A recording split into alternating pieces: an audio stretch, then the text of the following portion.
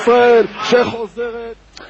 ועכשיו לסוגיה הרת גורל, מתי יגיע המשיח? הוא כמעט הגיע לדבלין, על כל פנים הוא יגיע על חמור, זה כבר ידוע, ומה שחדש הוא שכבר יש שעה, זה יקרה ב-12, לא ברור מתי, אבל זה לפחות מה שיודעים להבטיח לנו בחצרו של הבבא ברוך. היכונו למשיח, בכתבתו של אורי רווח. בחדר הקטן הזה, בביתו של המקובל הרב מרדכי אליהו, נמצא השעון המדובר. לפני יותר משנתיים התגלה בחלומו של הבבא ברוך, אביו, הבבא סאלי, וביקש ממנו למסור את השעון הזה לרב מרדכי אליהו.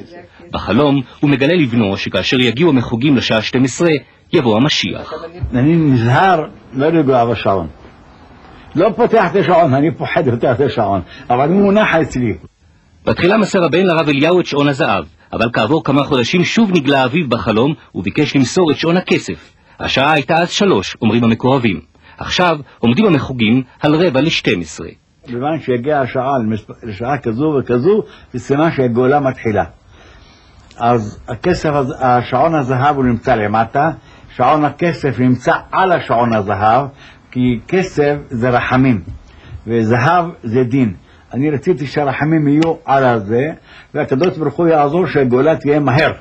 הרב מרדכי אליהו נהג להזכיר בדרישותיו את סיפור השעונים, אבל היום בפעם הראשונה זכינו לצלם אותם.